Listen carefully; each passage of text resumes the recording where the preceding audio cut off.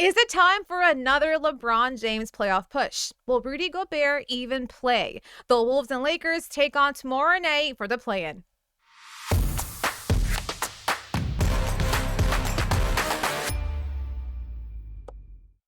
Ladies and gentlemen, boys and girls, LeBron James and the Lakers are about to enter another season. Hold the phone here. You're actually talking about LeBron James. Say a word. Ladies and gentlemen, round of applause for Noor Zainab. Listen, I cannot deny the greatness once he enters what we call the playoffs. And you know I what? did that yesterday too against Utah. I put the crown on. Well, yeah. I mean, everybody in the league should be scared right now. If I'm the Western Conference and the way the Western Conference is stacked up, he could jump, he could quadruple jump, he could pole vault over pretty much everybody. But they got super lucky in that they take on the Wolves as their first game. And I think this could be something that might have been easy to begin with, but after the events that transpired last night, I mean, if you're the Wolves, you would think, okay, last game of the season, most important game, let me be professional, mature, let me bring my best game. No! They're gonna go fight each other on the bench at the game. Rudy Gobert is talking to Jaden McDaniels. Something's about to be said. He gets pissed off, and we're going to see something get launched. And there's a punch. There's the punch. He falls back. The whole team's angry. No one gives a shit about Gobert, though. He's just at the corner over there. And then right afterwards, Jaden McDaniels enters the tunnel, and he punches the wall, fracturing his hand. Meaning, is he even going to be playing tomorrow? Will Rudy Gobert even play tomorrow? Will he get suspended? So, guys, let's make sense of this game tomorrow night. First of all, sorry, you continue. No, finish your question. Finish your question. Continue. Finish the question. Please finish. No. I thought you were done the question. Done. I thought you were done the question. Okay. No, it's all good. That's an abrupt Why pause. would you say first of all? And then say, I thought it was an let me abrupt finish? pause. I thought it was an abrupt pause. I thought you were done. First of all, finish. Well, no, because I thought she was done. I thought you were done talking. Continue. Anyway, Social clip. Minnesota might be the stupidest team in the world. Not only did they play the stupidest basketball last year in the playoffs against the Memphis Grizzlies. Yes. What the hell are the Minnesota Timberwolves doing? I don't know, bro. Nothing. This team might be the most immature team ever.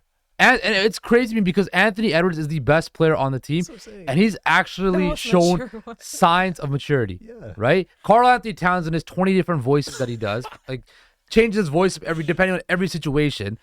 Nobody likes Rudy Gobert, right? No, I don't think his own teammates like him. I don't think anybody likes Rudy Gobert. There's a tweet I saw. It was like, he's probably the only guy that's never been part of any team group chats. Like, they probably actively leave they him said he out. was. They said he was. They said He was? by the time the game that's was a over, joke. he sent the message to the group chat. But they sent him that home would've been a better joke. mid-game, right? And then Jaden McDaniels, what are you doing? You are the best perimeter defender on the Minnesota Timberwolves. One of the best perimeter defenders in the NBA. Why did you find it?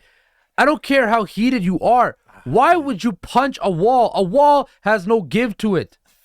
There is no give on a wall. You're just getting hurt. Like, Literally. coming out of And now he's out.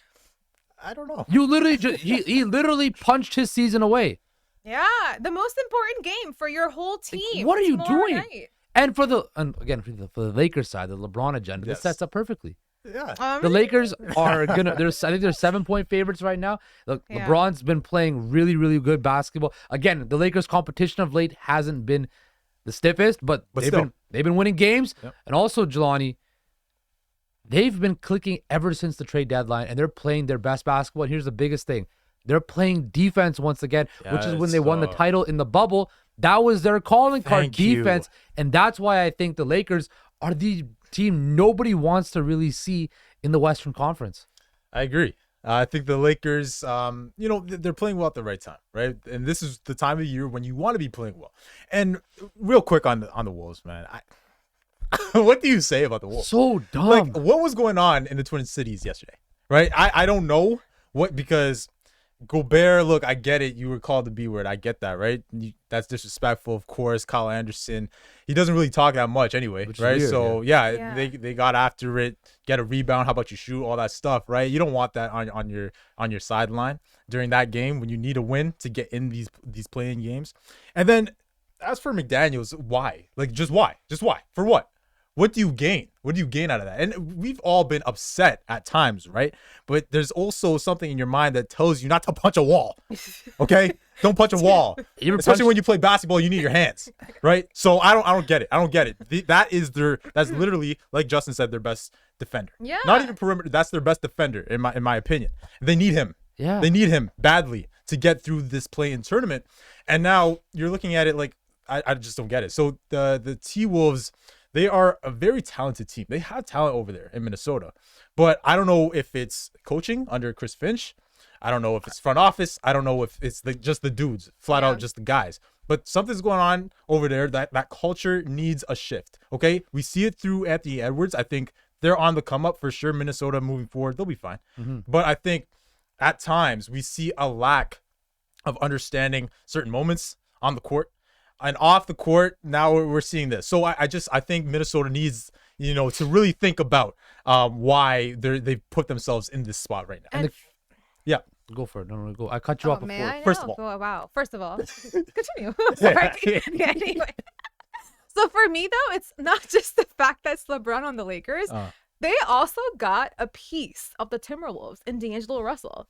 This guy used to play for the Wolves and Vanderbilt, right? So, well, to me, it's like almost a vindication game for these guys to be like, oh, you traded us out, and now look, we have the upper hand with the Lakers, with LeBron James, and you have to now contemplate between sitting Rudy Gobert or playing him and not having any of his teammates pass him the ball. I think Gobert is probably going to play. I don't think that. I think they're probably going to make him play for sure too. But it's just the matter, like, to put yourself in that position already shows you just how insane the organization has been the entire year. It's very dumb. And I think, look, some people I already saw on Twitter, they feel like LeBron has something to do with this. McDaniels choosing now to be an idiot. But I really think the Lakers, though, they could be a player. I don't think they're going to do anything like in terms of a deep run. I don't see a deep run for the Lakers this season. Can they beat Memphis in the first round series? They can. It's a possibility, right? I'd say that for sure, especially with no Steven Adams. Huge loss, right? So in this game, though, specifically, you're looking at the loss of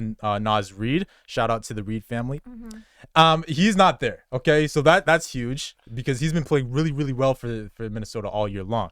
Right, McDaniels is out. We understand that. So that's your other perimeter defender, right? And I really think that Cat he's gotten back, right? He's been playing well. He's had some good games, but he's still trying to get himself back, to play these serious type of games. So this could be a perfect spot for the Lakers to show up. And you talked about it, Noor, how this is kind of a revenge game for some players on LA. I'm looking at the X factor being D'Lo. I think if D'Lo finds a way to obviously set the table, set the floor for these guys, get the offense really going, especially in transition, I think this can be a problem for Minnesota.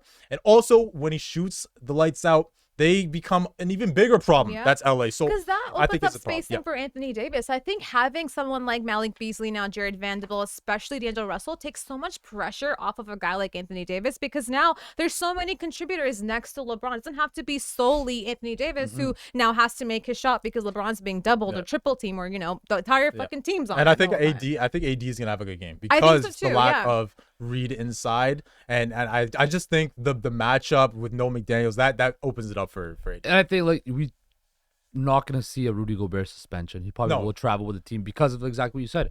Naz Reid's out, right? They're not gonna play Karl-Anthony Towns. The NBA probably also wants to make sure that they're making the right guys play. Luka Doncic got his foul overturned that one time. Yeah, that's true. I just think that when I look at the Lakers and I look at this team, the fresh blood that they got and the newfound life they had, right?